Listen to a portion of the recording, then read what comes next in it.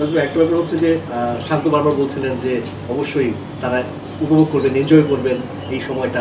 তারা আসলে আপনার সাথে নিশ্চয়ই যোগাযোগ হয়েছে, তারা আফটার ম্যাচ কিভাবে জিনিসটা আসলে সেলিব্রেট করেছে এবং ক্রিকেট বোর্ডের কোনো প্ল্যানিং আছে কিনা এত ঐতিহাসিক একটা জয়টাকে সেলিব্রেট করার?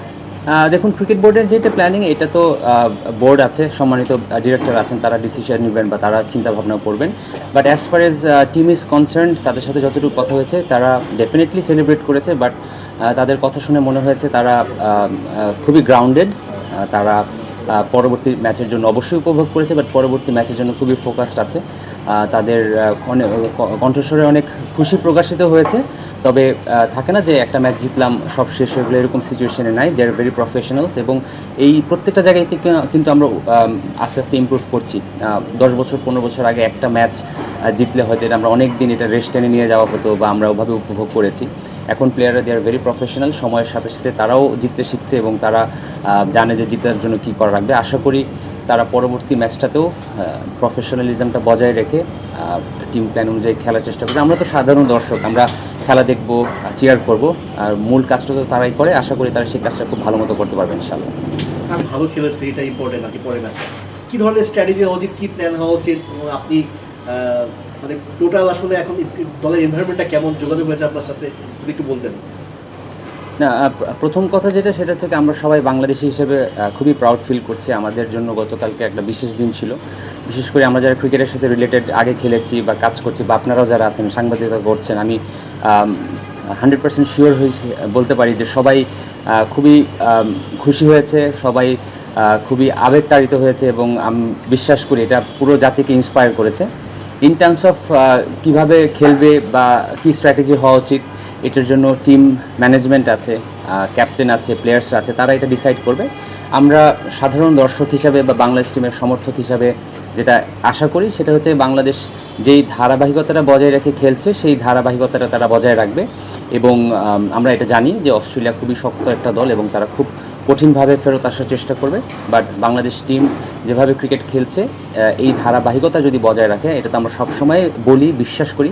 অনেকে অনেক সময় হয়তো এটা ডাউট করতে পারেন, বাট বাংলাদেশ টিম এখন যেই পরিস্থিতিতে আছে বা গত 3-4 বছর ধরে যেই ধারায় ক্রিকেট খেলছে, আমরা যে কোনো দলের এগেনস্টে যে কোনো জায়গায় যে কোনো কন্ডিশনে আমরা খুবই শক্তিশালী একটি প্রতিপক্ষ। এবং আমরা আশা করি বাংলাদেশ টিম যেভাবে ক্রিকেটটা এই ম্যাচটায় খেলেছে সেটা বজায় রাখতে পারবে ইনশাআল্লাহ। ভাই যেটা বললেন যে ছাড় দেওয়া অস্ট্রেলিয়ানদের রক্তে নাই, ফার্স্ট ম্যাচে আমরা দেখলাম যে ওরা একটু হতাশ হয়ে গেছিলো এবং বাংলাদেশের সাথে একটু প্লেয়ারদের সাথে মুখ দিয়ে কথা চালাচালি করছিল। সেকেন্ড ম্যাচে কি আমরা আরও হস্টাইল সিচুয়েশন এক্সপেক্ট করতে পারি? দেখুন, ইটস ইন্টারন্যাশনাল ক্রিকেট, কোনো দেশই হারতে চায় না।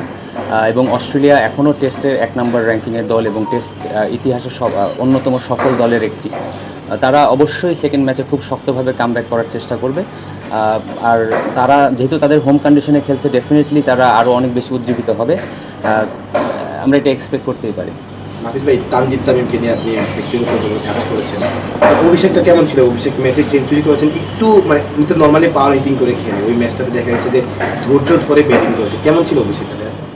প্রথমত বাংলাদেশ সিলেকশন প্যানেলকে একটা ধন্যবাদ জানাতে হবে যে তারা তানজিদ তামিমের উপর সেই ভরসাটা রেখেছেন এবং তানজিদ তামিম সেকেন্ড টেস্টে সেটার প্রতিদান দিয়েছে।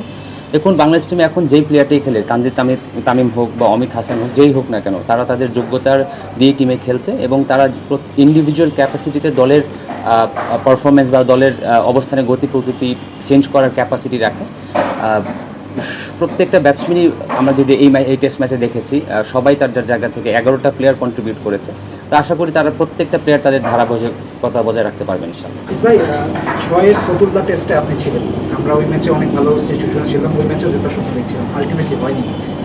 এই টেস্টটাতেও যখন একই রকম সিচুয়েশনে ছিল, আমরা কন্ট্রোলে ছিলাম, ওই টেস্টটা স্মৃতি মনে পড়েছিল কিনা বা একটু ভয় লাগছিল কিনা, বা ওই 6-এর দলটার থেকে 26-এর দলটা কোথায় ডিফারেন্স যে জয়টা এলো?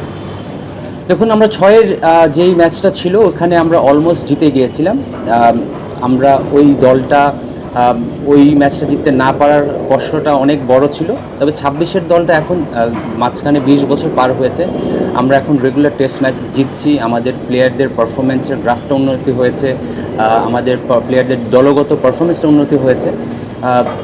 একটা জিনিসই খালি দর্শক হিসেবে যেটা মনে হচ্ছিল যে অস্ট্রেলিয়া শেষ পর্যন্ত ছেড়ে কথা বলবে না, তারা যে কোনো সময় কামব্যাক করার চেষ্টা করবে এবং করার চেষ্টা তাদের রক্তের মধ্যে সেই জিনিসটা আছে। বাট যেভাবে বাংলাদেশ টিম তাদের নার্ভ ঠান্ডা রেখে টিমের প্ল্যান অনুযায়ী ঠান্ডা মাথায় ক্রিকেটটা খেলেছে এবং শেষ পর্যন্ত জয়টা নিয়ে আসতে পেরেছে, এইটা ওয়াজ আউটস্ট্যান্ডিং। এবং দেখুন, মানুষ উন্নতি করে, এখনকার যে দল রেগুলার টেস্ট ম্যাচ জিতছে, যেমন আমি আমার ব্যক্তিগত কথা বলি, আমার 9 বছরের ইন্টারন্যাশনাল ক্যারিয়ারে আমি কোনো টেস্ট ম্যাচ জিততে পারিনি, এই আক্ষেপতা আমার আছে। বাট এখন দলকে যেটা দেখি তারা রেগুলার ম্যাচ জিতছে, বিভিন্ন কন্ডিশনে জিতছে, এটা খুবই ইন্সপায়ারিং। এবং একজন সাবেক ক্রিকেটার হিসাবে বা দর্শক হিসেবে আমি যেটা মনে করি, আমরা যত টেস্ট ম্যাচ ভালো খেলবো আমাদের ওভারঅল ক্রিকেটের গ্রাফটা তত দ্রুত উপরের দিকে যাবে ইনশাল্লাহ।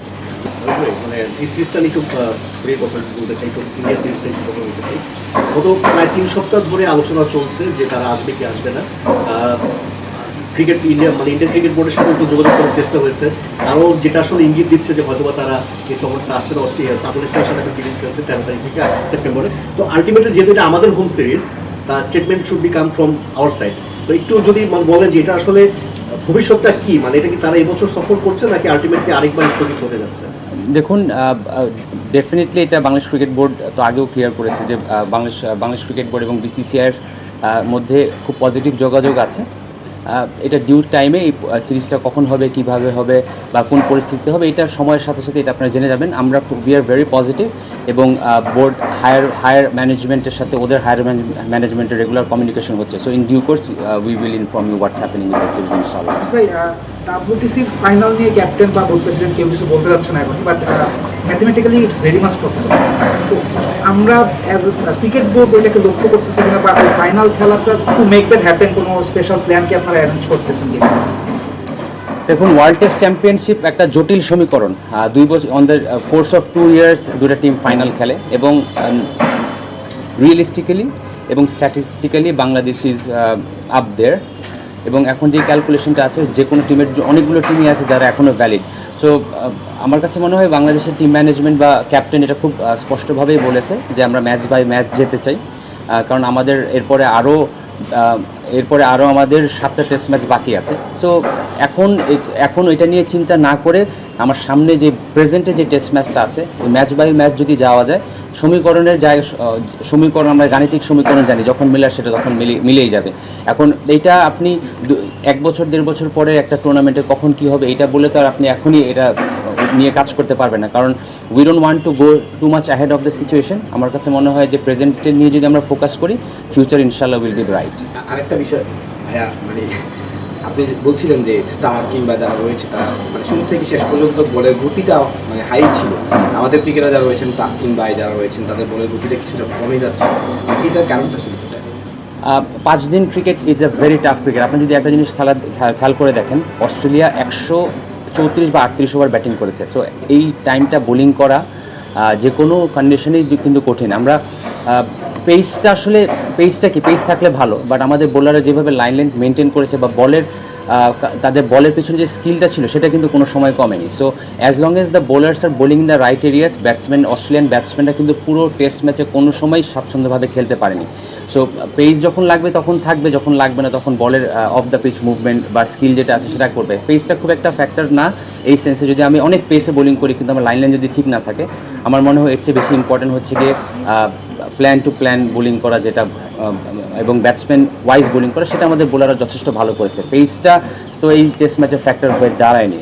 Mitchell Starc was bowling 140+, but আমাদের ব্যাটসম্যানরা ভালো সেটা কোপ আপ করেছে।